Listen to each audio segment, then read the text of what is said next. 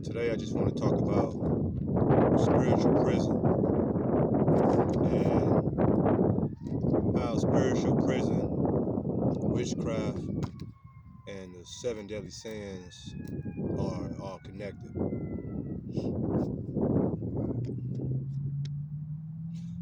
So let me start off by saying that there's so many things that Satan uses to put people into a spiritual bondage, like a prison. So like one of those things could be your dreams.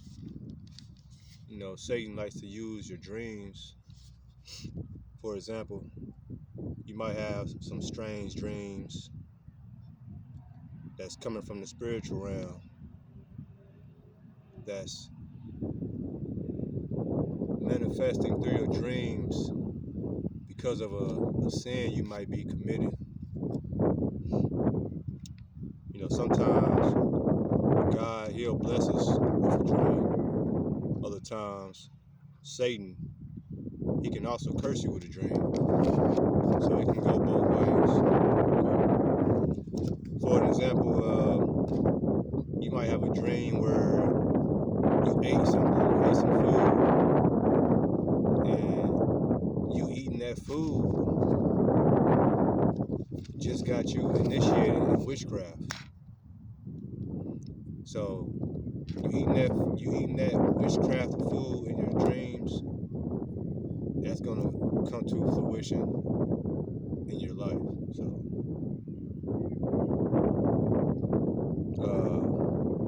So basically, Satan is planting poison in your life through your dreams. And I've been having some strange dreams lately, but I never had a dream where I would eat something in the form of witchcraft and it would manifest. So, but I have heard about people going through that. So, another thing, one of the seven deadly sins, lust.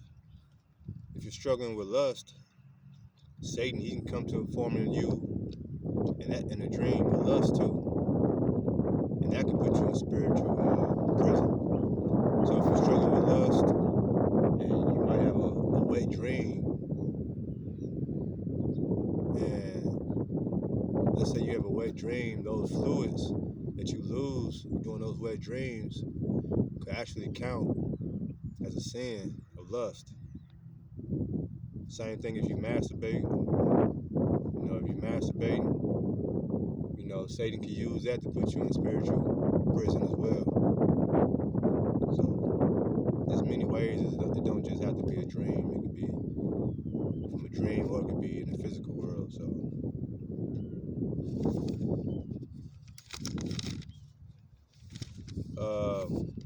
So what is witchcraft?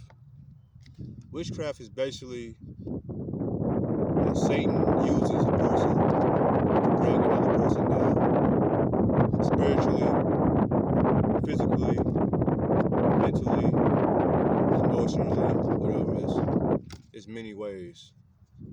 Like, I've been hit with witchcraft a few times, and it does affect you mentally. It affected me physically, and it's a trip because it's all planned to have you thinking a certain way, to take you off your path, because it really does affect you. So that's why, you got to stay protected as much as you can.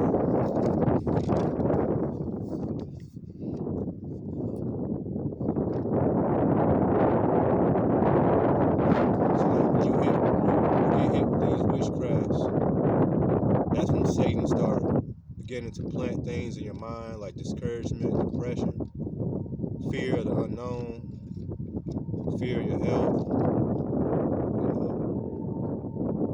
A lot of confusion goes on. But we were meant and supposed to have a present mind. The Lord wants us to have a present mind at all times.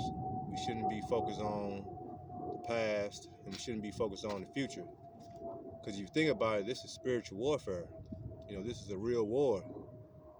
So let's say a soldier's on the battlefield, he's not thinking about the past, he's not thinking about the future, he's thinking about what's in his face at that moment.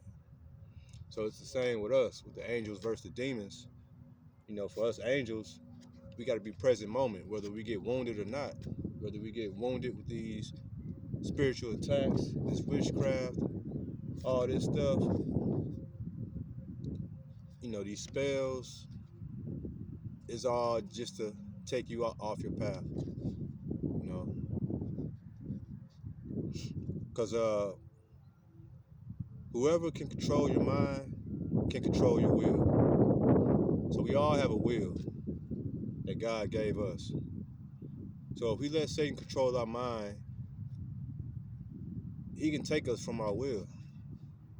And what is your will? Something that God made with us. Something that controls us. Something that's going to motivate you. Something that motivates your actions.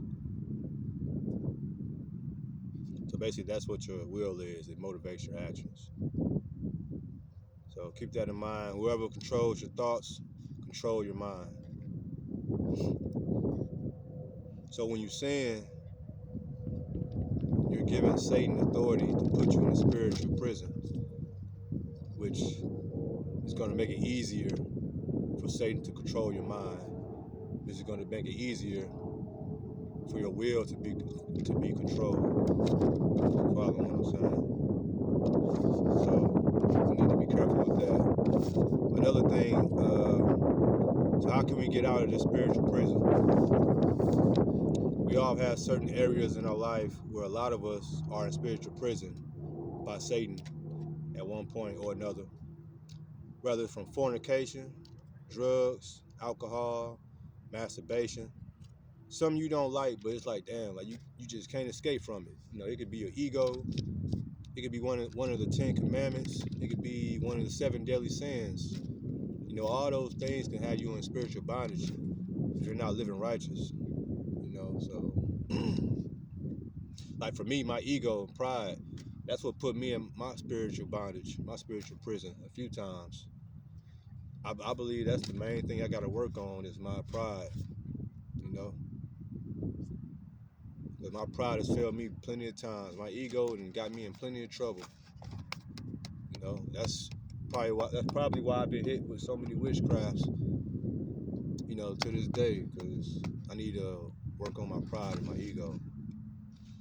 And, so I've been giving Satan permission to do these things to me from the way I've been thinking and the way I've been living. So how can we stop this and how can we prevent this? Number one, stop walking through life unprotected. That's very important. We want to put on the full armor of God. Study the seven deadly sins, study the commandments, because when you break those and you indulge in the 7 deadly sins, that's going to put a dent in your armor. And that's going to give Satan, that's going to give him an easier opportunity to get to you and control you. And I think Ephesians 6, chapter 10 through 18 will dive into that a little deeper. Number 2, don't be blinded. There's a lot of evil and wicked spirits walking around. We need to be careful when interacting with certain people and certain spirits. Ask God to show you the real spirit you're facing in that moment. Ask God for discernment, about who you're dealing with. Whether it's people in the workplace, your family members, or just strangers out in the street, especially these strangers. We really need discernment when we interacting with people. Number 3, stop feeding the flesh. So how can we stop feeding the flesh? One thing we could do is pray. Another thing is fasting, which I'm actually starting right now. I'm about to go on a probably 3 to 7 days, maybe 5 days water fast, because I really need it. I think fasting is really important to get you, stop feeding that flesh. And number 3, be grateful instead of ungrateful. That's very important. We want to stay grateful at all times because miracles are released when you give thanks to God. So I thank God for waking me up in the morning. I thank God for protecting me during the night when I'm sleeping.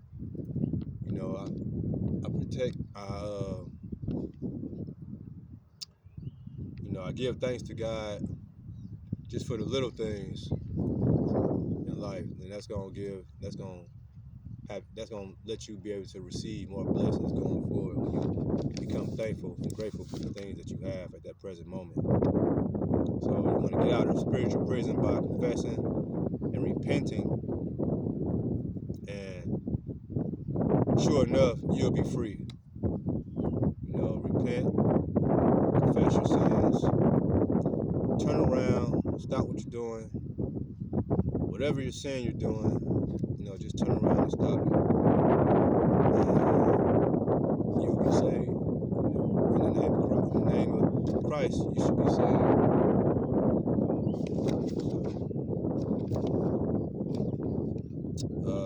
I'm gonna just run down the 7 deadly sins for you guys, which is lust, gluttony, greed, sloth, wrath, envy, and pride. So, just look into that. The last thing you want to do is be in spiritual prison right now. You want to be as free-minded as possible. You don't want to be a slave to Satan. You want to be a slave to the Most High. So, and that's living righteously, fighting for the kingdom. And you can't. It's hard to do that when you're in spiritual prison because, like I said, Satan would be controlling your mind, and whoever controls your mind controls your will. So that's my message for y'all today. That's not just a message for you guys, but a message for me as well, because like I said, I'm struggling with the same thing too. So I'll probably make another video for you guys later on today, but I hope you guys stay safe, stay blessed. Peace and love.